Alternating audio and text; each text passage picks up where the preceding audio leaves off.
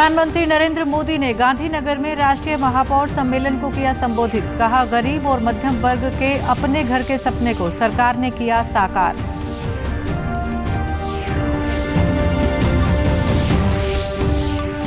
Delhi Bathinda superfast train का Narwana railway station पर ठहराव शुरू। सांसद सुनीता दुग्गल ने ट्रेन को हरी झंडी दिखाकर दिल्ली किया रवाना। यात्रियों ने कहा, दिल्ली आने जाने में होगी सुविधा।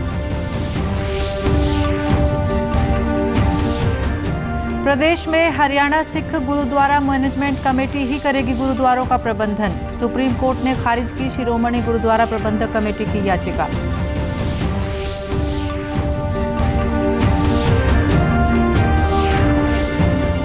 और हिमाचल प्रदेश के धर्मशाला में चल रहे राज्य पर्यटन मंत्रियों के राष्ट्रीय सम्मेलन में पर्यटन मंत्री कंवरपाल गुर्जर ने कहा, प्रदेश में धार्मिक पर्यटन पर किया जा रहा है ध्यान केंद्रित। नमस्कार, मैं मंजू सिंधु और अब खबरें विस्तार से। प्रधानमंत्री नरेंद्र मोदी ने गांधीनगर में आयोजित 2 दिवसीय भारतीय जनता पार्टी के राष्ट्रीय महापौर सम्मेलन को संबोधित किया। इस 2 दिवसीय कार्यक्रम में देश भर से भाजपा शासित शहरी स्थानीय निकायों के 121 महापौर और उप महापौर भाग ले रहे हैं। प्रधानमंत्री ने सम्मेलन को संबोधित करते हुए कहा कि आजादी के अमृत काल में आज भारत अपने शहरी बुनियादी ढांचे पर अभूतपूर्व निवेश कर रहा है। अपने अर्बन इंफ्रास्ट्रक्चर पर अभूतपूर्व निवेश कर रहा है। 2014 तक हमारे देश में मेट्रो नेटवर्क 250 किलोमीटर से भी कम था। आज देश में मेट्रो नेटवर्क 775 किलोमीटर से भी ज्यादा हो चुका है। 1000 किलोमीटर के नए मेट्रो रूट पर आज काम चल रहा है। हमारा प्रयास है कि हमारे शहर होलिस्टिक लाइफस्टाइल का भी केंद्र बने। आज 100 से अधिक शहरों में स्मार्ट सुविधाओं का निर्माण किया जा रहा है। इन अभियान के तहत अभी तक देश भर में 75,000 करोड़ रुपए से अधिक के प्रोजेक्ट पूरे किए जा चुके हैं। प्रधानमंत्री ने कहा कि सरकार ने शहरी गरीबों के साथ साथ मध्यम वर्ग के घर के सपने को भी पूरा करने का काम किया। RERA real estate regulatory authority जैसे कानून बनाकर लोगों के हित सुरक्षित किए हैं। प्रधानमंत्री ने कहा कि आजादी के अमृत काल में शहरी विकास का रोड मैप बनाने में इस सम्मेलन की अहम भूमिका है। आजादी के अमृत काल में अगले 25 वर्ष के लिए भारत के शहरी विकास का एक रोडमैप बनाने में भी इस सम्मेलन की बड़ी भूमिका है। सामान्य मानवीय का जीवन का रोजमर्रा का संबंध आप ही के लोगों के जिम्मे है। दिल्ली बठिंडा सुपरफास्ट ट्रेन का नरवाना रेलवे स्टेशन पर ठहराव शुरू हो गया है। कल शाम 5:30 बजे सिरसा लोकसभा क्षेत्र की सांसद सुनीता दुग्गल ने ट्रेन को हरी झंडी दिखाकर दिल्ली की तरफ रवाना किया। अब तक ये ट्रेन जाखल से चलकर सीधे जींद रेलवे जंक्शन पर ही रुकती थी। दिल्ली बठिंडा सुपरफास्ट ट्रेन आज सुबह 8 बजे दिल्ली से चलती है, जो 9:11 पर रोहतक रेलवे जंक्शन, उसके बाद जींद होते हुए 10:30 बजे नरवाना रेलवे जंक्शन पर पहुंच जाएगी। वापसी में ये ट्रेन बठिंडा से दोपहर बाद 3:55 पर चलेगी, जो जाखल रेलवे स्टेशन से होते हुए 5:31 पर नरवाना रेलवे स्टेशन पर पहुंचेगी। सांसद सुनीता दुग्गल ने कहा कि इस ट्रेन का सबसे ज्यादा फायदा रोहतक में पीजीआई जाने वाले यात्रियों को होगा। उन्होंने कहा कि नरवाना के लोगों द्वारा पिछले काफी समय से इस ट्रेन के ठहराव की मांग की जा रही थी, जो आज पूरी हुई है। जो नरवाना की जनता है उसका भरपूर प्यार जो है वो मेरे साथ है, तो इसलिए मुझे भी लगता है कि नरवाना के लिए जो भी काम है केंद्र से खासकर जो है वो मैं तुरंत प्रभाव से करवाऊँ। और इसलिए मैंने पहले यहाँ पर नांदेड़ साहब जो ट्रेन है उसको यहाँ पर उसका स्टॉपेज करवाया। जो बठिंडा से दिल्ली जाती है सुपरफास्ट ट्रेन है ये, आज इसका हमने यहाँ पर स्टॉपेज करवाया है। और ये बहुत यहाँ के लोगों के लिए एक तरह से समझ ली कि एक वरदान की तरह साबित होगी, क्योंकि जो हमारा यहाँ का युवा है वो दिल्ली से कनेक्ट कर पाएगा। जो भी हमारे यहाँ की बेटियां हैं, अगर उनको रोहतक तक जाना है पढ़ाई करने के लिए या दिल्ली तक जाना है तो वो भी आसानी से जा जा सकती हैं। इसके अलावा एक बहुत बड़ी दिक्कत जो थी वो ये थी कि कई बार किसी को कोई दिक्कत आती थी तो अगर उसको PGI रेफ़र किया जाता था तो हमारे वो पेशेंट्स जो हैं वो बाय रोड वहाँ तक सही समय पर नहीं पहुँच पाते थे। लेकिन ये ट्रेन जो है वो सुपरफास्ट ट्रेन है, तो आप ये देखिए कि यहाँ से बहुत जल्द वो PGI रोहतक भी पहुँच सकते हैं और इसके साथ साथ दिल्ली पहुँच जाएंगे, तो वहाँ पर एम्स में जाने में भी कोई दिक्कत नहीं आएगी। यात्रियों ने कहा कि इस ट्रेन का यहाँ ठहराव होने से उन्हें व्यापार व अन्य कामों के लिए दिल्ली आने जाने में सुविधा होगी।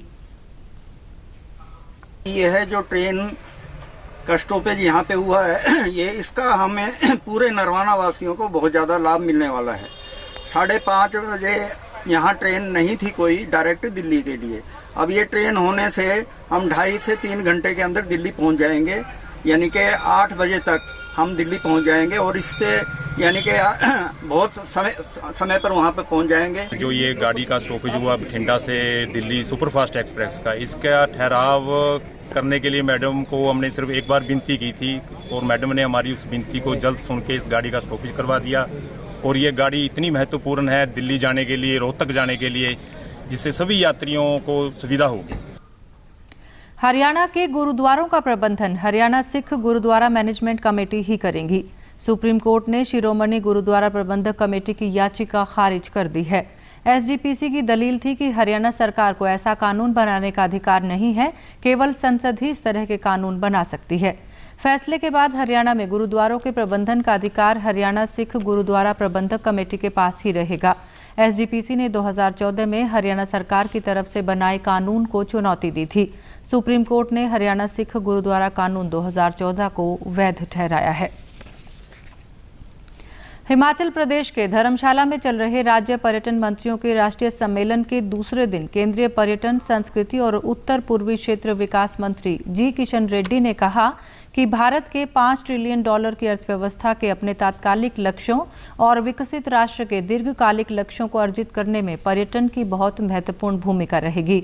उन्होंने कहा कि हर स्तर पर युवा पर्यटन क्लब बनाए जाएं, जो युवाओं को देखो अपना देश की अवधारणा से परिचित कराएंगे। सम्मेलन में हरियाणा के पर्यटन मंत्री कंवरपाल गुर्जर ने कहा कि प्रदेश में फार्म टूरिज्म को विकसित किया जा रहा है। इसके अलावा धार्मिक पर्यटन पर भी ध्यान केंद्रित किया जा रहा है। इसके तहत कुरुक्षेत्र के ज्योतिसर में महाभारत काल पर आधारित संग्रहालय बनाया गया है।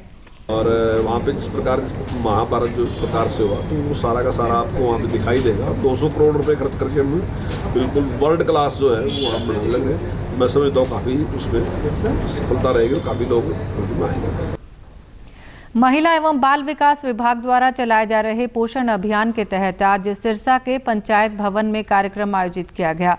कार्यक्रम में मुख्य अतिथि सांसद सुनीता दुग्गल ने बताया कि पोषण महाअभियान के तहत नई योजना अभिनंदन नन्ही परी को शामिल किया गया है। योजना के तहत सरकारी अस्पताल में पैदा होने वाली बेटी को 1100 रुपए, मिठाई का डिब्बा और बधाई पत्र देकर सम्मानित किया जाएगा।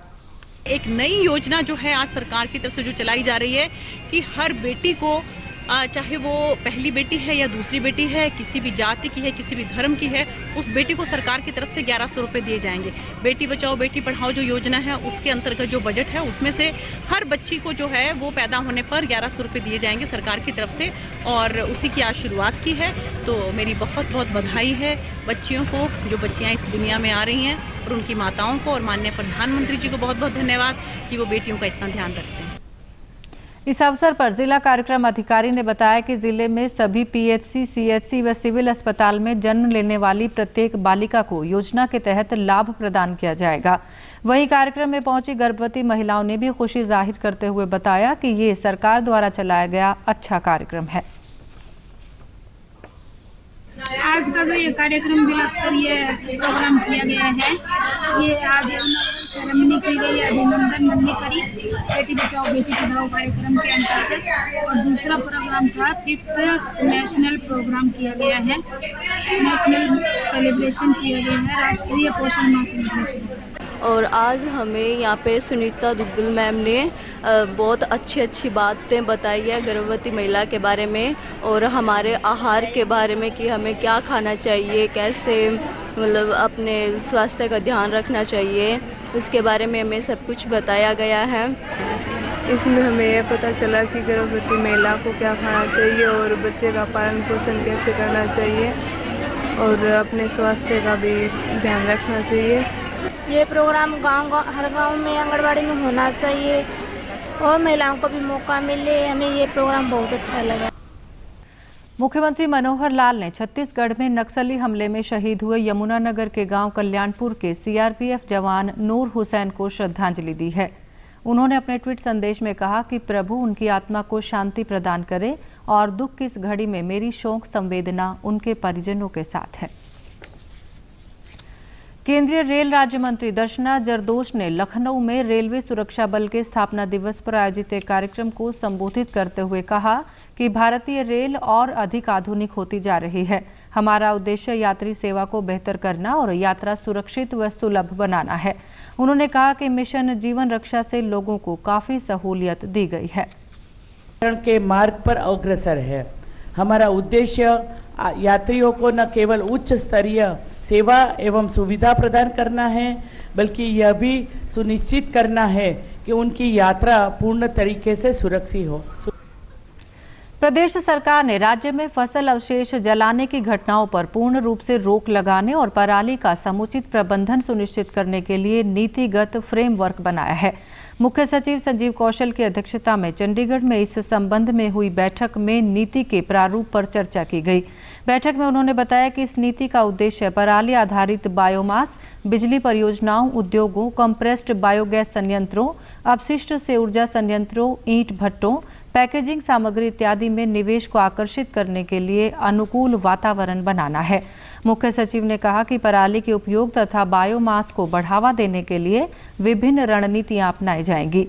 इस नीति के माध्यम से फसल के अवशेषों की मांग और आपूर्ति प्रबंधन के लिए किसानों व उद्योगों, गौशालाओं और उपयोगकर्ताओं के बीच लिंक स्थापित किया जाएगा। विद्युत संयंत्रों, औद्योगिक बॉयलरों, ईंट भट्टों या किसी अन्य औद्योगिक, वाणिज्यिक या संस्थागत प्रतिष्ठानों में पराली का उपयोग करने पर भी जोर दिया जाएगा। करनाल जिले के रेहड़ी पटरी वालों के लिए प्रधानमंत्री स्वनिधि योजना काफी फायदेमंद साबित हो रही है। योजना के अंतर्गत रेहड़ी पटरी वालों को बिना गारंटी के 10,000 रुपये तक का ऋण दिया जाता है। इस योजना के तहत सरकार द्वारा ऋण पर सब्सिडी भी दी जाती है। नोडल अधिकारी प्रवीण कुमार ने बताया कि स्वनिधि योजना के तहत इस साल पहले चरण में 10,000 रुपये के ऋण के लिए 2,700 से अधिक रेहड़ी पटरी वालों ने आवेदन किया था, जिसमें से 2,500 रेहड़ी पटरी को ऋण की राशि वितरित कर दी गई है। माननीय प्रधानमंत्री जी द्वारा जितने भी करनाल शहर या पूरे इंडिया के अंदर जितने भी पथ विक्रेता हैं, उन सबको 10,000 रुपये का ऋण दिया गया था बैंक के माध्यम से, और उस ऋण में 7% सेंट्रल गवर्नमेंट ब्याज अनुदान देगी तथा 2% जो है वो राज्य सरकार अनुदान देगी, जबकि वे पूरा लगभग 9% कट जाता है। और ये पथ विक्रेता द्वारा इसको जो है 1 साल के अंदर वापस करना होता है। जो पथ विक्रेता डिजिटली लेन देन करेगा 100 या 100 से अधिक, तो उसको 100 रुपये पर मंथ यानी 1,200 रुपये कैशबैक एक इंसेंटिव के रूप में अलग से मिलेंगे। 2728 पथ विक्रेताओं को बैंक द्वारा ऋण स्वीकृत किया जा चुका है और 2728 के अगेंस्ट 2557 पथ विक्रेताओं को 10,000 का लोन विभिन्न बैंकों के माध्यम से प्राप्त हो चुका है और वो इसका बहुत बखूबी से इस्तेमाल भी कर रहे हैं। वहीं लाभार्थियों ने बताया कि प्रधानमंत्री स्वनिधि योजना से उन्हें ऋण लेने में आसानी हुई और उन्होंने अपने व्यापार का विस्तार किया। 10,000 का लोन मिला और लोन मिलने के वजह से जी सबका काम ठीक चल पड़ा, अपना काम शुरू स्टार्ट कर दिया और जी 10,000 का पूरा हो गया, फिर भी 1,000 का चालू किया, तो जिसकी हमारी किस्त इससे द्वारा बैंक द्वारा चली जाती है और वहीं से कट जाती है। तो जी फिर इसके बाद जब ये हमारा पूरा हो जाएगा तो जी फिर उसने बोला 50,000 का आपको फिर मिल जाएगा, तो हमारा जी इसकी वजह से थोड़ा बहुत सारा मिल गया और गुजारा हो रहा है। पीएम समृद्धि के माध्यम से लोन का एक प्रावधान मिला, जिससे मुझे लोन 10,000 रुपये प्राप्त हुआ और उस 10,000 लोन को हम पे करने के बाद फिर से पुनः मुझे 20,000 रुपये का लोन प्राप्त हुआ और उसके लिए मुझे पेटीएम कैशबैक के माध्यम से भी जो है मुझे लाभ मिलता है, जिससे हमारा प्रीमियम मेरा पैसा अकाउंट में जमा होता है और किस्त जाने में कोई परेशानी नहीं होती है, टाइम टू टाइम किस्त कटता रहता है। ये प्रधानमंत्री जी को मैं धन्यवाद करता हूँ जो हमारा परिवार भी खुश है और हमारा धंधा भी अच्छा चल रहा है। इसलिए मैं प्रधानमंत्री नरेंद्र मोदी जी को मैं बहुत बहुत धन्यवाद करता हूँ। अंत में इस बुलेटिन के मुख्य समाचार एक बार फिर। प्रधानमंत्री नरेंद्र मोदी ने गांधीनगर में राष्ट्रीय महापौर सम्मेलन को किया संबोधित। कहा, गरीब और मध्यम वर्ग के अपने घर के सपने को सरकार ने किया साकार।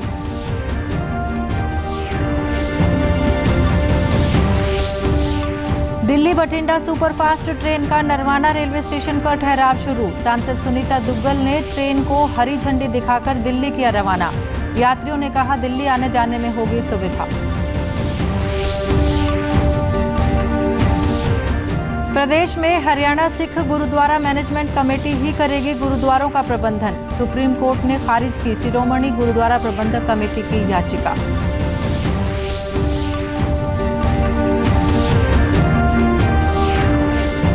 और हिमाचल प्रदेश के धर्मशाला में चल रहे राज्य पर्यटन मंत्रियों के राष्ट्रीय सम्मेलन में पर्यटन मंत्री कंवरपाल गुर्जर ने कहा, प्रदेश में धार्मिक पर्यटन पर किया जा रहा है ध्यान केंद्रित। समाचारों में आज के लिए इतना ही। नमस्कार।